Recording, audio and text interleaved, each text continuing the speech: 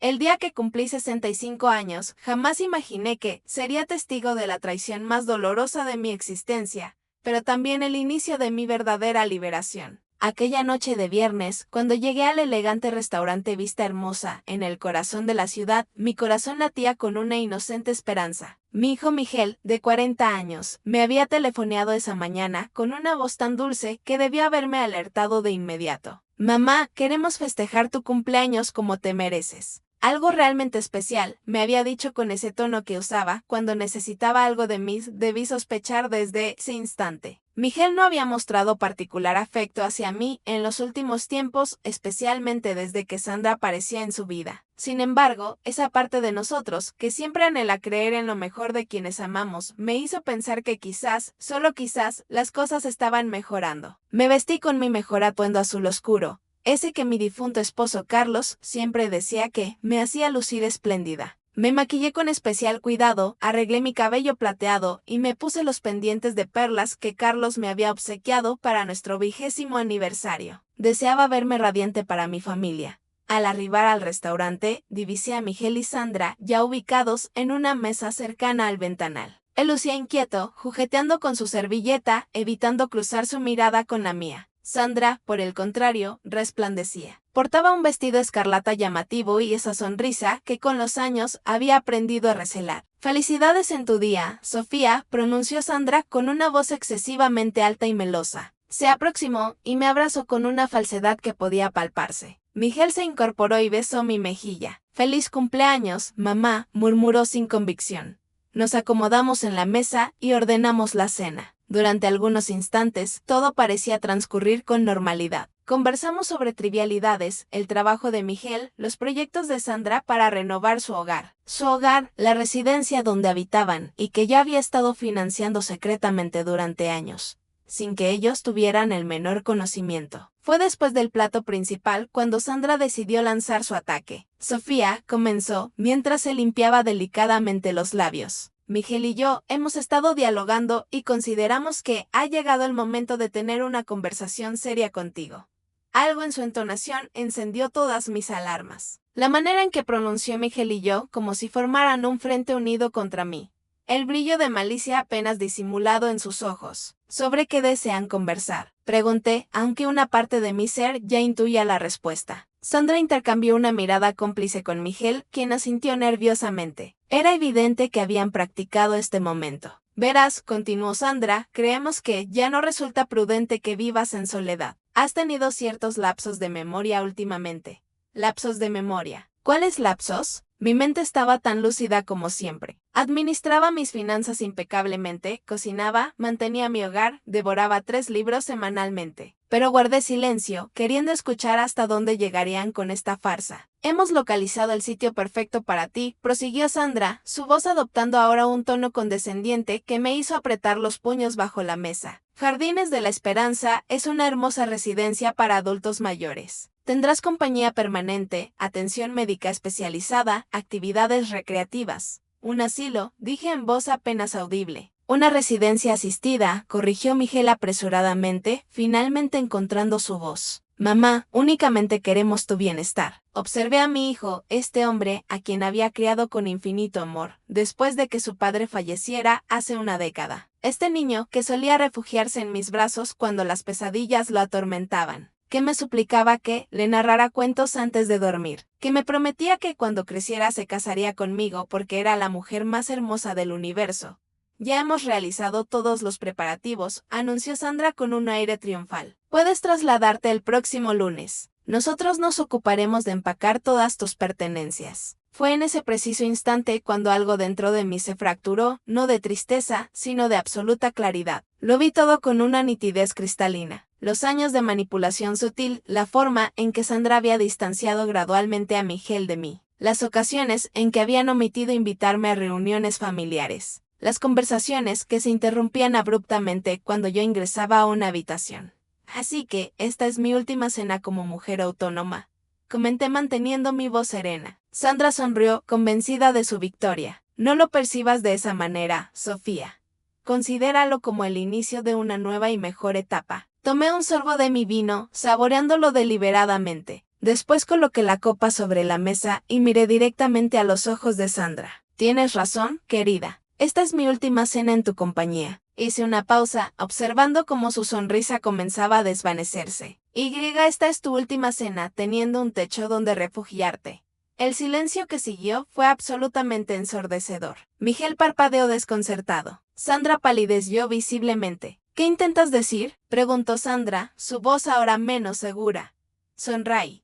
La primera sonrisa auténtica de toda la velada. Mañana lo descubrirás. Me levanté con dignidad, tomé mi bolso y dejé dinero suficiente para cubrir completamente la cuenta. Mientras me alejaba, pude escuchar a Sandra reprendiendo duramente a Miguel, pero sus voces se desvanecieron mientras abandonaba el restaurante con la cabeza en alto esa noche, sentada en mi sala, rodeada de fotografías y recuerdos de una vida plena. Tomé mi teléfono y marqué un número que tenía memorizado perfectamente. Licenciado Ramírez, dije, cuando mi abogado respondió, soy Sofía Morales. Necesito que nos reunamos mañana a primera hora. Es momento de que mi familia conozca la verdadera extensión de mis propiedades. El sábado amaneció despejado y frío. Me levanté temprano, como ha sido mi costumbre durante décadas, y preparé café aromático. Mientras aguardaba la llegada del licenciado Ramírez, revisé meticulosamente todos los documentos que necesitaría para lo que estaba por acontecer. Durante años había mantenido en absoluto secreto la verdadera magnitud de mi patrimonio. Carlos y yo habíamos sido considerablemente más astutos de lo que nuestra familia jamás imaginó. Mientras ellos percibían a una viuda jubilada que subsistía con su pensión, yo había estado invirtiendo sabiamente en bienes raíces por toda la ciudad. La casa donde residían Miguel y Sandra era solamente el comienzo de mi imperio inmobiliario.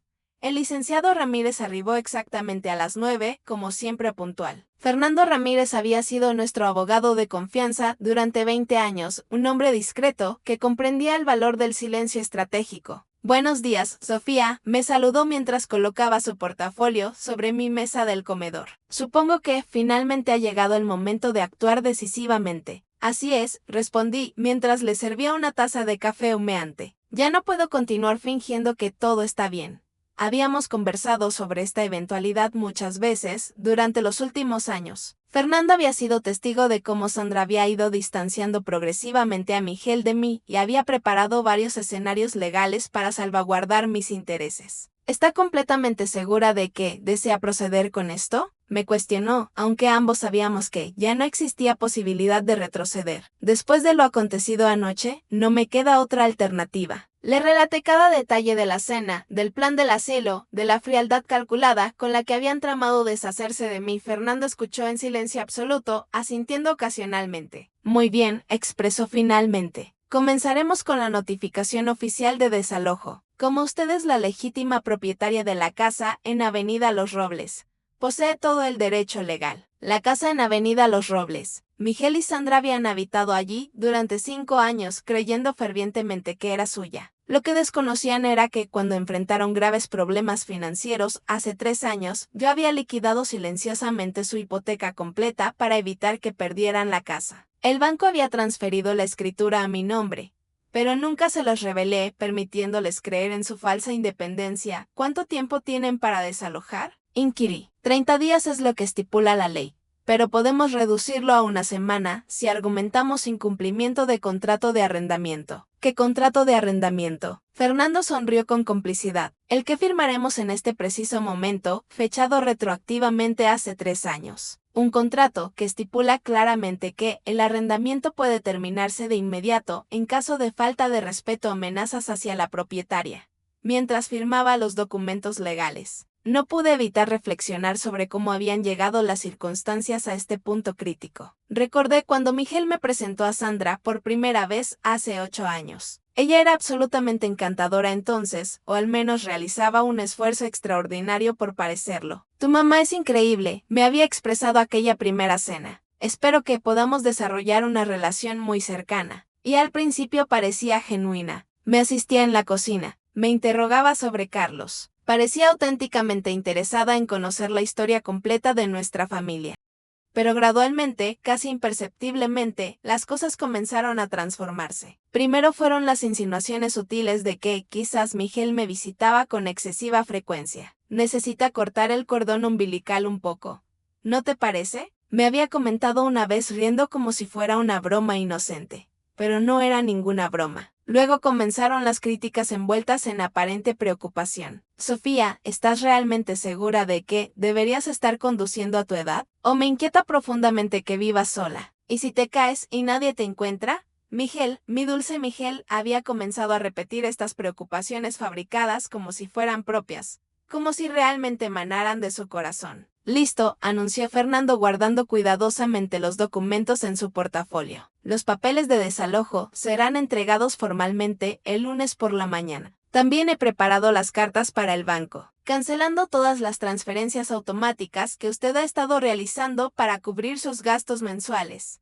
Esta era otra realidad que Sandra y Miguel desconocían por completo. Durante los últimos años había estado pagando silenciosamente numerosos gastos de ellos. El automóvil lujoso de Sandra, las vacaciones que se habían tomado el año pasado en el Caribe, incluso algunos de los muebles costosos que Sandra había adquirido para decorar su casa. También el corte de servicios será el lunes, continuó Fernando. Electricidad, agua, gas, internet. Todo está registrado a su nombre, así que legalmente posee pleno derecho a cancelar los servicios. Sentí una punzada de tristeza por Miguel. A pesar de todo lo ocurrido, seguía siendo mi hijo, mi único hijo. Pero también sentí algo considerablemente más fuerte que la tristeza. Determinación absoluta. Habían cruzado una línea la noche anterior y no existía camino de regreso. Después de que Fernando se retiró, me senté en mi cocina con una segunda taza de café y mi teléfono celular. Sabía que tendría que actuar con rapidez antes de que Sandra tuviera tiempo de manipular la situación a su favor.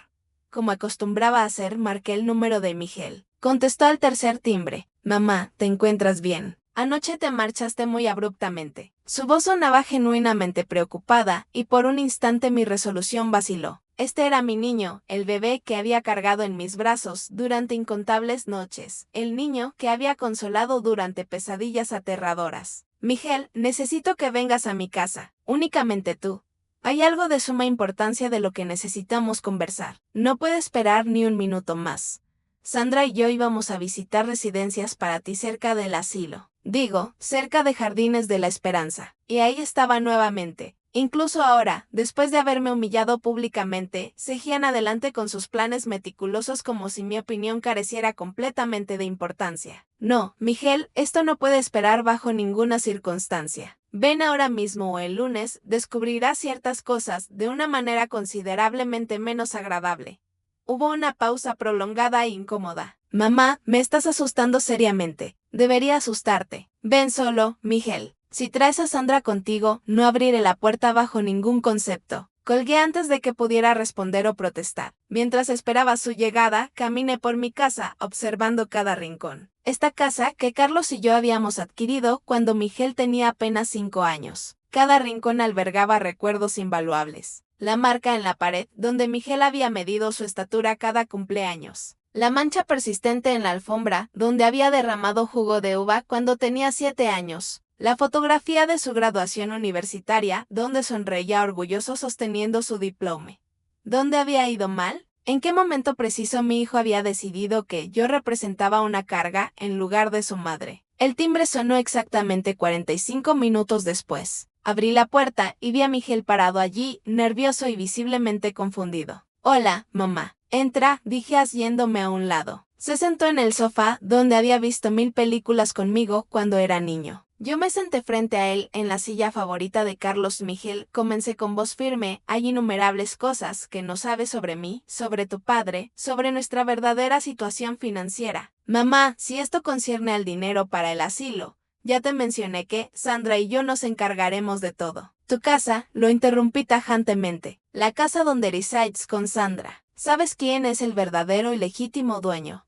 Miguel frunció el ceño desconcertado. Es nuestra. Tenemos la hipoteca correspondiente. No, Miguel, no la tienen. Nunca la han tenido. Extraje los documentos que Fernando había dejado y se los entregué directamente. Observé cómo sus ojos se desplazaban por las páginas, cómo su expresión transformaba de confusión a impacto absoluto. Esto no puede ser verdad. Es imposible. Cuando ustedes estaban a punto de perder la casa, hace 3 años, yo pagué la totalidad de la deuda. El banco me transfirió la escritura completa. Ustedes han estado habitando en mi propiedad durante 3 años completos. Miguel se puso completamente pálido. ¿Por qué razón no nos lo comunicaste? Porque pensé que era mi hijo viviendo allí. Pensé que algún día comprenderías y apreciarías lo que había hecho por ti. Mi voz se quebró ligeramente, pero continuó. Pero anoche me di cuenta de una verdad dolorosa. No tengo un hijo. Tengo un extraño que desea enterrarme en un asilo para deshacerse de mí convenientemente. Mamá, no es de esa manera. No lo comprendes. ¿No es así? Me levanté caminando hacia la ventana, dándole la espalda. Miguel, ¿cuándo fue la última ocasión que viniste a visitarme sin que fuera porque necesitabas dinero o requerías algo de mí? ¿Cuándo fue la última vez que me llamaste simplemente para saber cómo me encontraba? El silencio fue mi respuesta más elocuente. El lunes, dije sin voltear a verlo, manteniendo mi mirada fija en el jardín, recibirás una notificación oficial de desalojo. Tienes exactamente una semana para localizar otro lugar donde vivir. Mamá, no puedes hacer esto. Somos familia, por el amor de Dios. Finalmente me volteé para enfrentarlo directamente. Anoche, en ese restaurante, me dejaste absolutamente claro que ya no soy considerada familia. Ahora vas a descubrir las consecuencias inevitables de esa decisión. El domingo por la mañana, mientras disfrutaba mi café y leía el periódico como siempre había hecho durante décadas, mi teléfono comenzó a sonar incesantemente. No reconocí el primer número, pero contesté de todas formas por curiosidad. Sofía, soy Patricia, la hermana de Sandra. La voz era áspera, acusatoria, cargada de hostilidad. No puedo creer lo que le estás haciendo a mi hermana y a tu propio hijo. Así que, ya había comenzado la campaña de desacreditación de Sandra. Me lo había anticipado. Buenos días, Patricia. No tenía conocimiento de que poseías mi número. Sandra me lo proporcionó. Está absolutamente destrozada, Sofía.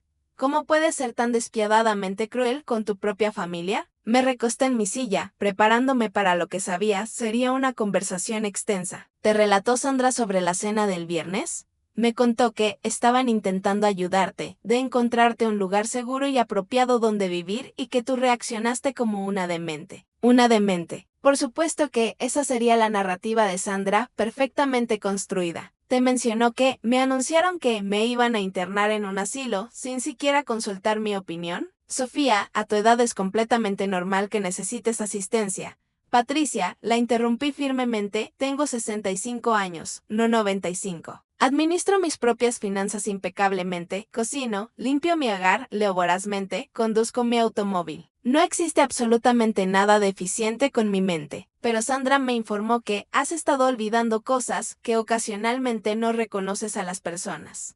Mentiras. Todo eran mentiras elaboradamente construidas, pero me percaté de que Sandra había estado edificando esta narrativa durante meses. Quizás años, preparando meticulosamente el terreno para este momento crucial. Patricia, ¿alguna vez has conversado conmigo directamente sobre estos supuestos problemas de memoria? Hubo una pausa reveladora. Bueno, no directamente, pero exactamente. Porque si los hubiera tenido realmente, ¿no consideras que alguien debería haber dialogado conmigo primero antes de decidir unilateralmente mi futuro? Después de Patricia llamó la madre de Sandra. Posteriormente un primo de Miguel que apenas había visto en años. Luego la mejor amiga de Sandra. Todos portaban la misma historia fabricada. Sofía se había vuelto senil y cruel y estaba castigando a su pobre familia por intentar cuidarla. Para el mediodía había recibido 12 llamadas similares. Sandra había estado extraordinariamente ocupada tejiendo su red de mentiras. Fue entonces cuando sonó el timbre. A través de la ventana divisé un automóvil que no reconocí. Cuando abrí la puerta, encontré a una mujer mayor que yo, elegantemente vestida, con una expresión severa y profesional. ¿Usted es Sofía Morales? Así es. Soy doctora Elena Vargas, geriatra. Su nuera me contactó sumamente preocupada por su bienestar mental. Me solicitó que viniera a evaluarla. Sentí como si me hubieran propinado una bofetada invisible. Sandra había llegado tan lejos como para traer a una doctora a mi casa sin mi consentimiento. No solicité ninguna evaluación, dije con firmeza absoluta. Señora Morales, comprendo que puede resultar confuso, pero frecuentemente las personas con deterioro cognitivo no se percatan de que necesitan ayuda profesional. Doctora Vargas, ¿correcto? Mantuve mi voz calmada pero absolutamente firme. Aprecio que haya venido, pero no voy a permitir que ingrese a mi casa sin una orden legal correspondiente. Si mi nuera está tan genuinamente preocupada por mi bienestar mental, puede seguir los canales legales apropiados. La doctora pareció sorprendida por mi respuesta clara, articulada y directa. Señora, su familia está genuinamente preocupada por usted. Mi familia, dije con un dejo de ironía. Me anunció el viernes por la noche que me iban a internar en un asilo sin consultarme absolutamente nada. Eso no suena como genuina preocupación. Suena como manipulación calculada. Después de que se marchara la doctora, me senté en mi cocina temblando, no de miedo, sino de rabia contenida. Sandra no se iba a detener. Estaba completamente dispuesta a hacer que me declararan mentalmente incompetente para salirse con la suya. Llamé inmediatamente a Fernando. Sofía, ¿qué ha sucedido? Le conté sobre las llamadas incesantes, sobre la doctora, sobre toda la campaña de desacreditación que Sandra había orquestado meticulosamente. Esto es considerablemente más serio de lo que pensé inicialmente, manifestó Fernando. Si logra conseguir suficientes testimonios de que usted está mentalmente incompetente, podría desafiar legalmente sus decisiones sobre las propiedades. ¿Realmente puede hacer eso? Es difícil, pero no imposible, especialmente si convence a Miguel de que coopere plenamente. Mi corazón se hundió. Miguel, mi propio hijo, podría testificar en mi contra si Sandra lograba convencerlo. ¿Qué puedo hacer para protegerme? Necesitamos actuar con mayor rapidez de lo planeado y necesitamos documentación médica irrefutable que pruebe su plena competencia mental.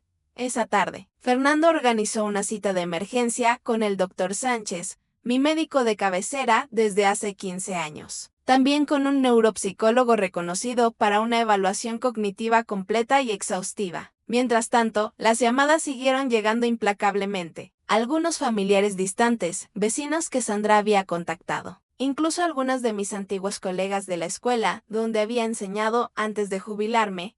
La más dolorosa fue la de mi hermana Victoria, que reside en otro estado. Sofía, su voz sonaba genuinamente preocupada. Miguel me llamó. Me relató que has estado actuando de manera extraña, que los expulsaste de su casa sin razón alguna. Su casa, repetí amargamente. Sí, su casa, confirmó Victoria. Sofía, ¿realmente es necesario ser tan drástica? Son tu familia. Victoria, ¿tú consideras que yo perdería la razón repentinamente? Bueno, no, pero el envejecimiento puede ser impredecible. Tengo 65 años, Victoria, exactamente la misma edad que tú.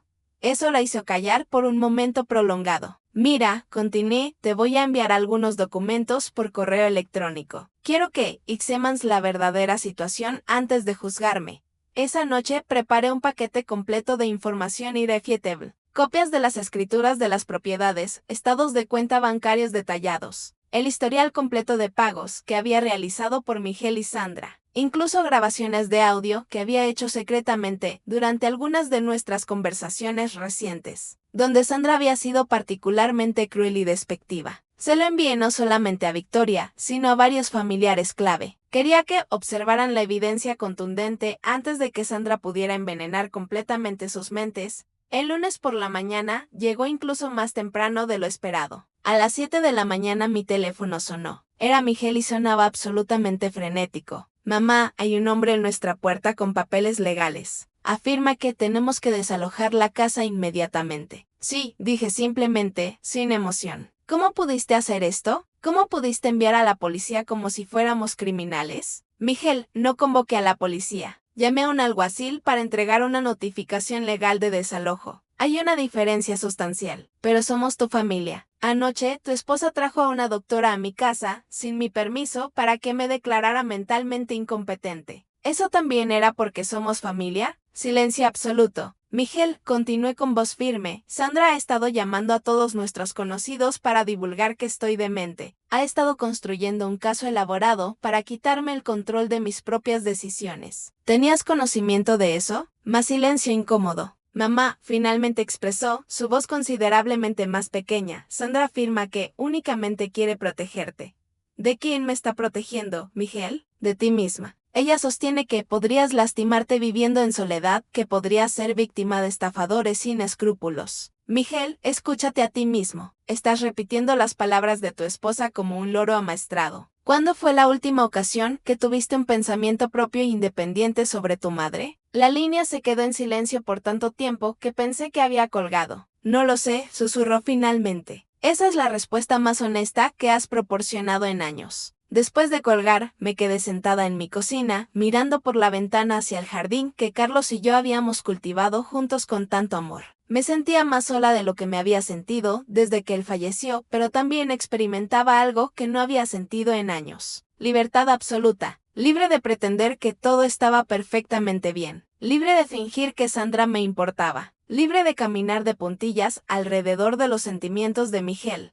El teléfono sonó nuevamente. Esta vez era Fernando. Sofía, tengo noticias. Miguel acaba de llamar a mi oficina. Desea reunirse conmigo esta tarde. ¿Para qué propósito? No lo especificó, pero puedo imaginarlo con certeza. Probablemente Sandra lo está presionando para que desafíe legalmente el desalojo. Me enderecé en mi silla. ¿Realmente puede hacer eso? Puede intentarlo, pero poseo algunas sorpresas para él si decide proceder por ese camino. ¿Qué tipo de sorpresas? Prefiero no revelarlo por teléfono. Pero digamos que mi investigación sobre las finanzas familiares ha revelado algunas cosas extraordinariamente interesantes sobre los gastos de Sandra en los últimos años. Después de colgar, me di cuenta de que la guerra apenas estaba comenzando. Sandra no se iba a rendir fácilmente y aparentemente estaba completamente dispuesta a usar a Miguel como su arma principal. Pero yo también poseía armas y a diferencia de Sandra, las mías estaban cargadas con la verdad irrefutable. Esa tarde, mientras aguardaba noticias de la reunión de Fernando con Miguel, recibí una llamada completamente inesperada. Señora Morales, soy detective Jiménez de la policía local. Hemos recibido una denuncia formal de que usted podría estar en peligro. Mi sangre se heló instantáneamente. ¿Qué tipo de peligro? Su nuera llamó esta mañana sumamente preocupada. Afirma que usted ha estado actuando de manera errática y que teme que pueda lastimarse a sí mismo o a otros. Sandra había jugado su carta más sucia y despreciable. Estaba intentando hacer que me arrestaran. El detective Jiménez arribó a mi casa una hora después de su llamada. Era un hombre de mediana edad, con ojos gentiles pero alertas y profesionales. Lo invité a pasar y le serví café mientras él evaluaba discretamente mi estado mental y mi entorno doméstico.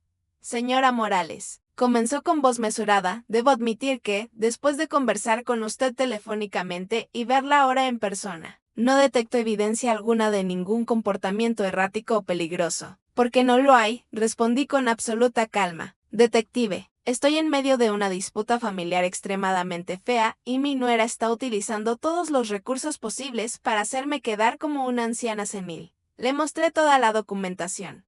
Meticulosamente, las escrituras de las propiedades, los registros médicos recientes, incluso las grabaciones de audio, donde se podía escuchar con claridad cómo Sandra conversaba sobre mí con desprecio absoluto. Esto pinta un cuadro radicalmente diferente, admitió el detective después de revisar todo exhaustivamente. ¿Ha considerado obtener una orden de restricción contra su nuera? ¿Puedo hacer eso? Si puede demostrar acoso o amenazas, definitivamente sí. Y por lo que observo aquí, tiene un caso extraordinariamente sólido. Después de que el detective se retiró, me sentí agotada, pero también aliviada. Al menos las autoridades podían constatar que no estaba demente. Pero sabía que Sandra no se detendría allí. No tuve que esperar mucho para descubrir cuál sería su próximo movimiento calculado.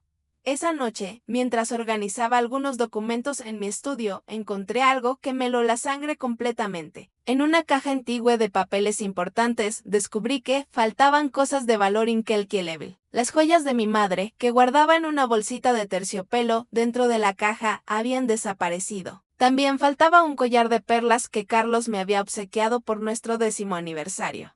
Con el corazón palpitando violentamente, revisé toda la caja. El broche de diamantes de mi abuela, los aretes de esmeraldas que había heredado de mi tía, incluso mi reloj de oro de la graduación. Todo había desaparecido sin rastro. Llamé inmediatamente a Fernando, aunque ya eran las 10 de la noche. Sofía, ¿qué ha ocurrido? Fernando, alguien robó mis joyas. Las piezas más valiosas y irreemplazables han desaparecido de mi caja fuerte. ¿Quién más posee acceso a su casa? Únicamente Miguel. Él tiene llaves de emergencia desde que Carlos falleció. Hubo un silencio pesado e incómodo en la línea. Sofía, voy a preguntarle algo y necesito que sea completamente honesta conmigo. ¿Cuándo fue la última ocasión que revisó esas joyas? Pensé por un momento. Hace aproximadamente 6 meses, cuando las extraje para el aniversario del fallecimiento de Carlos. Y desde entonces, ¿cuántas ocasiones Miguel ha venido a su casa cuando usted no estaba presente? Mi estómago se hundió. Miguel venía frecuentemente cuando yo salía de compras o a mis citas médicas. Expresaba que quería revisar que todo estuviera bien, que no hubiera problemas con las tuberías o la electricidad. Yo pensaba que era dulce de su parte preocuparse.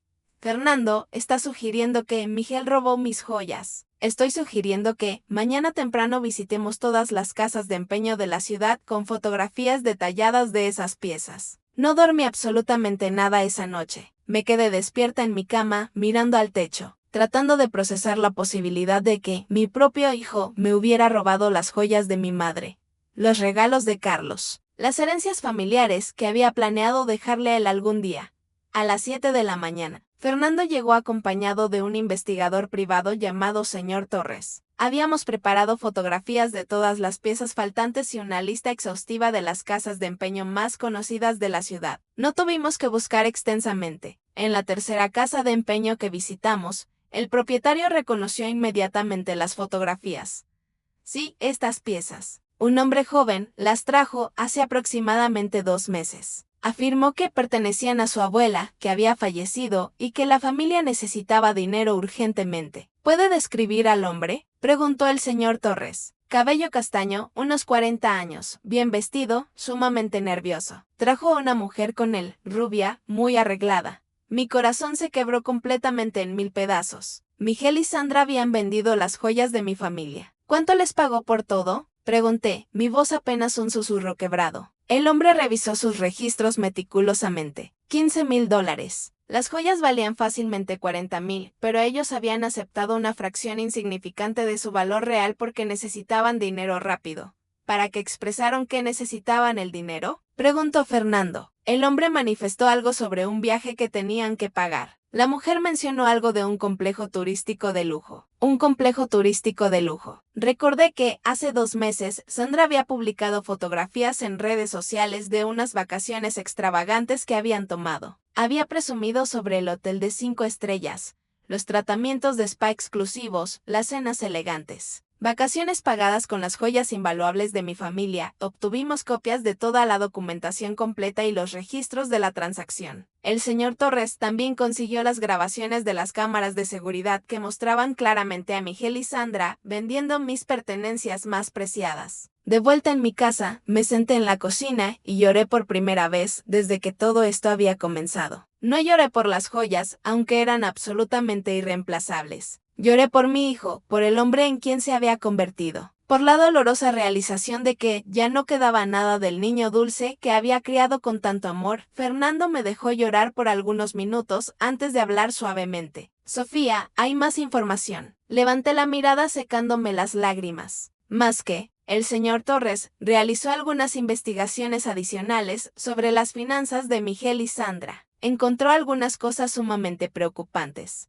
Me entregó una carpeta repleta de documentos, estados de cuenta, registros de tarjetas de crédito, informes de crédito detallados. Tienen deudas por más de $80,000, continuó Fernando, principalmente tarjetas de crédito y un préstamo personal que Miguel tomó hace 6 meses. $80,000. ¿En qué gastaron tanto dinero? Ropa de diseñador, joyas costosas para Sandra, el automóvil que ella conduce. Renovaciones extravagantes a la casa, vacaciones lujosas. Han estado viviendo muy por encima de sus medios reales. Revisé los documentos observando cargo tras cargo de lujos completamente innecesarios. Miles de dólares en ropa de marcas exclusivas.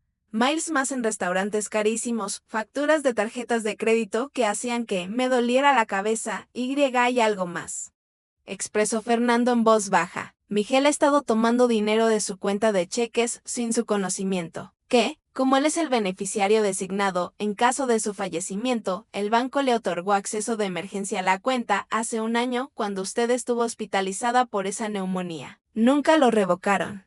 Me quedé sin aliento. ¿Cuánto ha tomado? Cerca de $25,000 en los últimos 10 meses. Pequeñas cantidades cada vez, probablemente esperando que usted no se percatara. Me levanté y caminé hacia la ventana tratando de procesar esta traición absoluta. Mi hijo no solamente había robado mis joyas familiares, sino que también había estado robando dinero directamente de mi cuenta bancaria. Fernando, Dije finalmente con voz firme, quiero presentar cargos criminales por robo. Sofía, ¿está completamente segura? Una vez que haga esto, no hay posibilidad de vuelta atrás. Miguel podría ir a prisión. Me volteé para mirarlo directamente a los ojos. Mi hijo ya no existe. El hombre que vendió las joyas de su abuela por unas vacaciones de lujo no es el niño que crié con amor. Esa tarde, mientras Fernando preparaba los documentos legales pertinentes, recibí una llamada de Victoria, mi hermana. Sofía, recibí toda la documentación que me enviaste. No puedo creer lo que he estado leyendo. ¿Ahora me crees? Ay, hermana, lo siento profundamente. No tenía la menor idea de que las circunstancias fueran tan graves.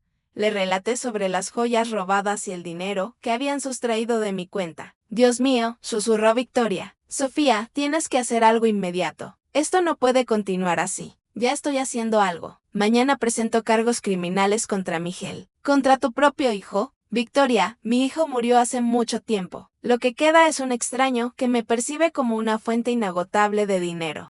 Esa noche Miguel llamó. Su voz sonaba radicalmente diferente, más desesperada. Mamá, necesitamos conversar urgentemente. Creo que ya hemos conversado suficiente. Por favor, mamá. Hay cosas que no comprendes. Sandra afirma que ella puede explicar absolutamente todo. Miguel, encontré las joyas. Silencio total en la línea. Bueno, no las encontré exactamente. Encontré dónde las vendieron. Tengo las grabaciones de seguridad completas, los recibos, absolutamente todo.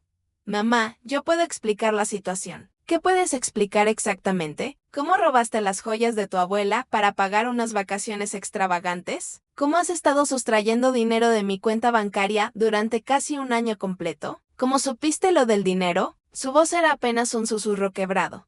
Porque a diferencia de lo que tú y tu esposa piensan, no soy una anciana senil. Soy una mujer de 65 años con todas mis facultades mentales completamente intactas y me percato cuando me roban sistemáticamente. Mamá, por favor, podemos devolvértelo absolutamente todo. Solo necesitamos tiempo. Miguel, mañana presento cargos criminales en tu contra por robo. Te sugiero que consigas un abogado competente. Colgué el teléfono y me quedé sentada en el silencio de mi cocina. En menos de una semana había perdido completamente a mi hijo. Pero por primera vez en años me sentía como si estuviera recuperando mi dignidad. No sabía qué deparaba el futuro, pero sabía una cosa con certeza absoluta. Nunca más permitiría que alguien me tratara como si fuera invisible o desechable. Especialmente no mi propia familia. El miércoles por la mañana me desperté con el sonido de alguien golpeando violentamente mi puerta. Miré el reloj, las 6:30 de la mañana. Me puse una bata y fui a ver quién era. A través de la mirilla vi a Sandra, pero no la Sandra perfectamente arreglada que conocía. Su cabello estaba completamente despeinado, su maquillaje corrido, las lágrimas habían dejado surcos oscuros en sus mejillas y llevaba la misma ropa del día anterior. Se veía absolutamente desesperada. Sofía, abre la puerta inmediatamente. Tenemos que hablar ahora. No abrí. En su lugar hablé a través de la puerta con voz firme. Sandra, son las 6:30 de la mañana. Retírate de mi propiedad inmediatamente. No me voy hasta que converses conmigo. Esto es una locura absoluta. No puedes destruir a tu propia familia de esta manera. Mi familia se destruyó a sí misma cuando decidieron traicionarme. Los golpes se volvieron más fuertes, más desesperados. Llamé a la policía sin vacilar. 15 minutos después llegó una patrulla. Observé por la ventana cómo el oficial conversaba con Sandra, quien gesticulaba dramáticamente señalando hacia mi casa. Luego el oficial tocó mi puerta. Buenos días, señora Morales. Soy el oficial Martínez. La señora aquí presente afirma que es su nuera y que necesita hablar con usted urgentemente sobre una emergencia familiar. Oficial, no existe ninguna emergencia. Esta mujer y su esposo, mi hijo, me robaron joyas familiares valoradas en más de $40,000. También han estado sustrayendo dinero de mi cuenta bancaria sin mi permiso. Hoy presento cargos formales contra ambos. El oficial miró hacia Sandra, cuya cara se había puesto completamente pálida. ¿Es cierto eso, señora? Ella está mintiendo completamente. Está senil. No sabe lo que dice. Extraje las carpetas que Fernando me había preparado y se las mostré al oficial a través de la puerta entreabierta. Oficial, aquí tiene toda la documentación irrefutable. Las grabaciones de seguridad de la casa de empeño, los recibos de venta, los registros bancarios que muestran las sustracciones no autorizadas. El oficial revisó los documentos por varios minutos. Su expresión se volvió cada vez más seria. Señora, le dijo a Sandra, necesito que se retire de esta propiedad inmediatamente. Si no lo hace, la arrestaré por allanamiento de morada. Esto es absolutamente ridículo. Ella es mi suegra. Somos familia. Señora, la familia no es una excusa válida para el robo. Tiene 5 minutos para retirarse antes de que llame refuerzos. Después de que Sandra se marchó, el oficial me preguntó si deseaba presentar cargos adicionales por acoso. Acepté sin dudarlo. 2 horas más tarde, Fernando y yo estábamos en la comisaría presentando toda la documentación formal. El detective asignado al caso, detective Romero, revisó meticulosamente toda la evidencia. Señora Morales, este es un caso extraordinariamente sólido. Las grabaciones de video son particularmente convincentes y irrefutables. ¿Qué sucede ahora? Emitiremos órdenes de arresto tanto para Miguel como para Sandra Morales. Probablemente serán arrestados antes del final del día. Mientras salíamos de la comisaría, Fernando me puso una mano en el hombro. Sofía, ¿está completamente segura de que quiere seguir adelante con esto? Fernando, hace una semana hubiera dicho que no, pero ya no reconozco al hombre en quien se convirtió mi hijo. El Miguel que conocía nunca habría robado las joyas de su abuela para pagar unas vacaciones extravagantes. Esa tarde recibí 3 llamadas que lo cambiaron absolutamente todo. La primera fue del detective Romero. Señora Morales, arrestamos a Miguel Morales esta mañana en su lugar de trabajo. Cooperó completamente y confesó todo. Expresa que quiere hablar con usted. ¿Y Sandra? Aún no la localizamos. Aparentemente abandonó la casa esta mañana temprano y nadie sabe dónde está. La segunda llamada fue de Victoria. Sofía, Miguel me llamó desde la cárcel. Está absolutamente destrozado. Afirma que quiere hablar contigo, que hay cosas que necesita saber sobre Sandra. ¿Qué tipo de cosas? No quiso especificarlo por teléfono, pero sostiene que Sandra lo amenazó que si no hacía lo que ella exigía, lo abandonaría y se llevaría absolutamente todo.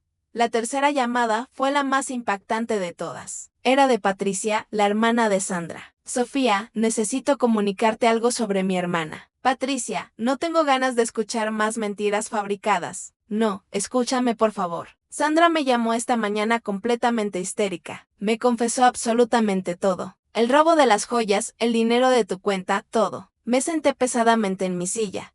Sofía, mi hermana es adicta al juego. Ha estado apostando en línea durante años. Las deudas que tienen no son simplemente por lujos, son principalmente deudas de juego. Sentí como si me hubieran golpeado violentamente en el estómago. ¿Miguel lo sabía? Al principio no. Sandra le decía que el dinero era para otras cosas. Pero cuando él descubrió la verdad hace algunos meses, ella lo amenazó con abandonarlo y divulgar a todos que él la había estado abusando físicamente. ¿Eso es verdad? No, Miguel nunca le pondría una mano encima a nadie. Pero Sandra es extraordinariamente convincente y él le tenía pavor a que la gente le creyera a ella en lugar de a él. Después de colgar, me quedé sentada en mi sala tratando de procesar toda esta información abrumadora. Mi hijo había sido manipulado y chantajeado, pero eso no excusaba el robo. Había tomado decisiones, malas decisiones, y ahora tenía que enfrentar las consecuencias inevitables. Esa noche decidí visitar a Miguel en la cárcel. La cárcel del condado era un lugar frío, depresivo y sombrío. Miguel se veía terrible cuando lo trajeron a la sala de visitas. Tenía ojeras profundas, había perdido peso considerablemente y su ropa parecía demasiado grande para él.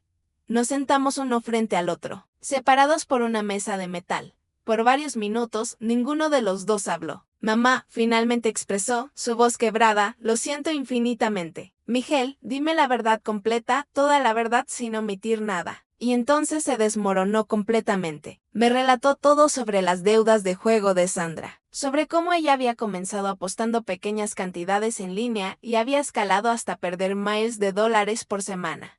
Me contó sobre las amenazas constantes, sobre cómo ella lo había convencido de que, si no la ayudaba, lo dejaría en la ruina financiera y destruiría su reputación completamente. Pero mamá, nunca quise robarte. Cada vez que tomaba algo, me decía a mí mismo que te lo devolvería, que encontraría una manera de reemplazarlo antes de que te dieras cuenta, Miguel. Tomaste las joyas de tu abuela, las joyas que iban a ser para tus hijos algún día. Lo sé. Las lágrimas comenzaron a caer por su cara. Lo sé, y me odio profundamente por ello. El dinero de mi cuenta bancaria. Sandra expresaba que era solo un préstamo temporal que cuando ella ganara en grande nos devolvería todo y más. Lo miré a los ojos, buscando algún rastro del niño que había criado. Miguel, ¿en algún momento durante todo esto pensaste en venir a hablar conmigo? Quise hacerlo 1000 veces, pero Sandra sostenía que tú nos juzgarías severamente, que nos cortarías completamente si supieras sobre sus problemas. Así que en lugar de eso, decidieron cortarme a mí primero. Miguel bajó la cabeza. Lo del asilo fue idea de Sandra. Afirmó que, si tú estabas en un hogar de cuidados, podríamos vender tu casa para pagar las deudas, que tú estarías mejor cuidada y nosotros podríamos tener un nuevo comienzo. ¿Y tú estuviste de acuerdo con eso? No al principio, pero Sandra siguió insistiendo, expresando que era lo mejor para todos. Y yo, su voz se quebró, yo era tan débil que la dejé convencerme. Nos quedamos en silencio por un largo rato. Finalmente, Miguel levantó la vista. «Mamá, ¿puedes perdonarme alguna vez?». La pregunta que había estado temiendo. Miré a mi hijo, este hombre de 40 años, que había tomado decisiones tan terribles, y traté de encontrar una respuesta honesta. «Miguel, te amo. Siempre te voy a amar porque eres mi hijo. Pero el hombre sentado frente a mí no es el hombre que crié con amor. No sé si puedo perdonar lo que has hecho. Pero más importante aún, no sé si tú puedes perdonarte a ti mismo. ¿Vas a retirar los cargos?». «No». Miguel asintió lentamente. «Entiendo perfectamente. Lo merezco». «Miguel, esto no es sobre lo que mereces o no mereces. Es sobre consecuencias. Tomaste decisiones y ahora tienes que enfrentar lo que viene después». Me levanté para irme. «Mamá», me llamó. «¿Podrías hacer algo por mí?». Me detuve. «¿Qué?». «Cuando encuentren a Sandra, podrías asegurarte de que reciba ayuda profesional. Sé que lo que hicimos estuvo mal, pero ella realmente tiene un problema grave. Necesita tratamiento». Miré a mi hijo por última vez. A pesar de todo lo que había sucedido, aún se preocupaba por la mujer que había destruido su vida y la mía. «Miguel, tú no eres responsable de arreglar a Sandra. Solo eres responsable de arreglarte a ti mismo». Salí de la cárcel, sintiéndome extrañamente vacía. Había obtenido las respuestas que necesitaba, pero no me sentía mejor. Si acaso me sentía peor sabiendo que mi hijo había sido tanto víctima como perpetrador. Pero también me sentía algo más. Determinada, Miguel tendría que encontrar su propio camino hacia la redención. Yo ya había hecho suficiente por él. Era hora de empezar a vivir para mí misma. 6 meses después de esa noche terrible en el restaurante, me desperté en mi propia cama, en mi propia casa. Completamente libre. Sandra nunca fue encontrada. Según el detective Romero, probablemente había huido del estado cuando se enteró de que Miguel había sido arrestado. Tenía una orden de arresto pendiente. Pero francamente me alegraba de que hubiera desaparecido completamente de nuestras vidas. Miguel había sido sentenciado a 8 meses de cárcel y 3 años de libertad condicional. También tenía que pagarme restitución por todo lo que había robado. Su abogado había argumentado por una sentencia más leve debido a las circunstancias atenuantes, pero el juez había sido absolutamente claro. El robo era robo, sin importar las excusas o justificaciones. Yo había asistido a la audiencia de sentencia. Miguel me había mirado desde la mesa del acusado, pero yo no le devolví la mirada. No por crueldad, sino porque había aprendido que mirar hacia atrás solo me impedía avanzar hacia adelante. En estos 6 meses había hecho cambios importantes en mi vida. Primero, contraté a una cuidadora de medio tiempo, no porque lo necesitara médicamente, sino porque deseaba la tranquilidad de tener a alguien confiable cerca. Elena, una mujer de 50 años con referencias impecables, venía todos los días de 3 a 7 de la tarde. Cocinábamos juntas, caminábamos por el barrio y se había convertido más en una amiga que en una empleada. Segundo, había renovado mi testamento completamente. Fernando se había asegurado de que fuera absolutamente hermético. La casa y todas mis propiedades se destinarían a una fundación benéfica que ayudaba a mujeres mayores víctimas de abuso familiar. Miguel recibiría una pequeña suma, suficiente para empezar de nuevo cuando saliera de la cárcel, pero nada más. Tercero, y quizás lo más importante, había comenzado a vivir realmente por primera vez en años. Me había apuntado en clases de pintura en el centro comunitario. Resulta que tenía talento para los paisajes. También me uní a un club de lectura, donde había hecho 3 amigas genuinas que se habían convertido en mi círculo social principal. Una de ellas, Rosa, había pasado por una situación similar con su hijo hace años. Sofía me había dicho durante una de nuestras cenas semanales: lo más difícil de aceptar es que a veces nuestros hijos se convierten en extraños. No es culpa nuestra, pero tampoco podemos arreglarlo. Tenía absolutamente razón. Durante años había creído que, si solo amaba lo suficiente a Miguel, si solo era lo suficientemente paciente con Sandra, las cosas mejorarían eventualmente. Pero el amor unilateral no puede sostener una relación tóxica para siempre. Una tarde de octubre, mientras Elena y yo preparábamos la cena, sonó el timbre. A través de la mirilla vi a una mujer joven que no reconocí. Señora Morales, soy Laura Castillo, trabajadora social del centro correccional. ¿Podría hablar con usted sobre Miguel? La dejé pasar, curiosa pero cautelosa. Señora Morales, Miguel ha estado en nuestro programa de rehabilitación durante los últimos 4 meses. Ha hecho un progreso excepcional. Me alegra escuchar eso. Él quiere escribirle una carta, pero necesita su permiso para enviar correspondencia. ¿Estaría dispuesta a recibirla? Lo pensé por un momento. ¿De qué hablaría la carta? Principalmente de disculpas sinceras y de los cambios que ha hecho. También ha estado asistiendo a jugadores anónimos para entender mejor lo que sucedió con Sandra. Él también tenía problemas de juego, no directamente, pero aprendió patrones de comportamiento codependiente que lo llevaron a habilitar la adicción de su esposa. Decidí permitir la carta. Llegó una semana después. Era larga, 5 páginas de letra cuidadosa, y pude constatar que Miguel había puesto mucho pensamiento en cada palabra. Querida mamá, sé que no tengo derecho a pedirte perdón después de lo que hice. Sé que traicioné tu confianza de la manera más fundamental posible. Durante estos meses en la cárcel he tenido mucho tiempo para pensar en las decisiones que tomé en el hombre en quien me convertí. Quiero que sepas que no escribo esta carta esperando que cambies tu testamento o que me perdones. Escribo porque necesito que sepas que finalmente entiendo la gravedad de lo que hice. Robé más que joyas y dinero. Robé tu seguridad, tu confianza en tu propia familia, tu derecho a envejecer con dignidad en tu propia casa. No hay excusa para eso. He estado en terapia y aprendido sobre la codependencia y sobre cómo permití que el problema de Sandra se convirtiera en mi problema. Pero más importante, he aprendido que nada de eso justifica las decisiones que tomé. Cuando salga de aquí en 2 meses, no voy a intentar contactarte a menos que tú quieras. Voy a mudarme a otro estado y empezar completamente de nuevo. He aceptado un trabajo en una organización sin fines de lucro que ayuda a familias con problemas de adicción. Mamá, quiero que sepas que la mujer fuerte e independiente que eres siempre ha sido mi héroe. Lamento haber tardado tanto en darme cuenta de eso. Con amor y respeto, Miguel. Postdata, sé que probablemente nunca vuelva a ver las joyas de la abuela, pero tengo todas las fotografías de ellas que guardaste en el álbum familiar. Si alguna vez quieres copias, puedo enviártelas. Después de leer la carta, la guardé en mi escritorio. No iba a responder, al menos no todavía. Pero me alegró saber que Miguel finalmente estaba tomando responsabilidad real por sus acciones. 2 semanas después, Victoria vino a visitarme desde Arizona. Era la primera vez que nos veíamos en persona desde que todo había comenzado. Te ves increíble, me dijo abrazándome en el aeropuerto. Te ves libre. Tenía razón. Por primera vez en años, no cargaba el peso de preocuparme por Miguel, de caminar de puntillas alrededor de Sandra, de fingir que todo estaba bien cuando claramente no lo estaba. Durante su visita fuimos a cenar al Vista Hermosa, el mismo restaurante donde todo había comenzado. ¿No te trae malos recuerdos?, me preguntó Victoria mientras nos sentábamos. Al contrario, respondí, me recuerda el momento preciso en que decidí reclamar mi vida. Esa noche el gerente del restaurante se acercó a nuestra mesa. Disculpe, ¿no es usted la señora que tuvo ese incidente aquí hace algunos meses?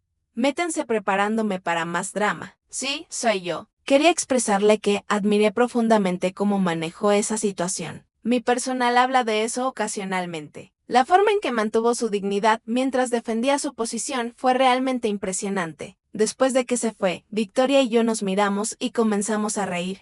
¿Quién hubiera pensado que te convertirías en inspiración para el personal de restaurantes?, dijo Victoria. Ciertamente no yo. En el camino a casa, Victoria me preguntó, ¿te arrepientes de algo? Lo pensé cuidadosamente. Me arrepiento de haber tardado tanto en defenderme. Me arrepiento de haber permitido que Sandra me tratara mal durante tantos años. Pero no me arrepiento de las decisiones que tomé una vez que finalmente abrí los ojos. ¿Y Miguel? Miguel es un adulto que tomó decisiones de adulto. Las consecuencias de esas decisiones no son mi responsabilidad. Un mes después de la visita de Victoria, Estaba en mi jardín plantando bulbos para la primavera cuando Elena salió de la casa. Sofía, hay un joven en la puerta que afirma ser su nieto. Mi corazón se detuvo. No tenía nietos. Miguel y Sandra nunca habían tenido hijos. Fui a la puerta y encontré a un joven de unos 20 años con ojos familiares. Señora Morales, soy Daniel. Daniel Morales. Soy hijo de Miguel. El mundo se tambaleó a mi alrededor. ¿Qué? Miguel es mi padre. Nunca supe de usted hasta hace poco. Mi madre y él se separaron cuando yo era bebé antes de que él conociera a Sandra. Él me encontró en las redes sociales hace algunos meses y me contó todo lo que sucedió. Me quedé sin palabras mirando a este joven que tenía los mismos ojos de Miguel cuando era niño. ¿Puedo pasar? Hay mucho de lo que me gustaría hablar con usted. Y así, en un giro que nunca hubiera imaginado, descubrí que tenía un nieto, un joven trabajador, estudiante universitario, que había crecido completamente ajeno a todo el drama de nuestra familia. Daniel se convirtió en una visita regular. Era inteligente, respetuoso y tenía una perspectiva fresca sobre toda la situación. No excusaba las acciones de su padre, pero tampoco lo condenaba completamente a abuela. Me dijo una tarde, mientras tomábamos té en mi jardín. Creo que papá finalmente está aprendiendo quién quiere ser realmente. ¿Y tú qué piensas de todo esto? Pienso que usted hizo lo que tenía que hacer. Y pienso que, tal vez con tiempo, nuestra familia puede encontrar una forma de sanar. No sabía si tenía razón o no, pero por primera vez en mucho tiempo tenía esperanza. Al año de esa cena desastrosa, estaba viviendo la vida más plena que había tenido en décadas. Tenía amigos genuinos, nuevas aficiones, una relación creciente con un nieto que no sabía que existía y la paz mental que viene de saber que ya no permitiría que nadie me faltara al respeto. Miguel había salido de la cárcel y se había mudado a Colorado como había prometido. Me enviaba una postal cada mes solo para que supiera que estaba bien. Pero no intentaba establecer una relación más profunda. Respetaba mis límites y eso era un comienzo. Sandra seguía desaparecida y francamente esperaba que permaneciera así para siempre. Una noche, mientras leía en mi sala, miré la fotografía de Carlos en la mesa junto a mí. Creo que finalmente aprendí lo que me estabas tratando de enseñar todos esos años. Le dije a su imagen sonriente, que merezco ser tratada con respeto y dignidad, especialmente por mi propia familia. Por primera vez desde su muerte, sentí que realmente estaba viviendo, no solo existiendo. Mi nombre es Sofía, tengo 66 años y finalmente soy libre.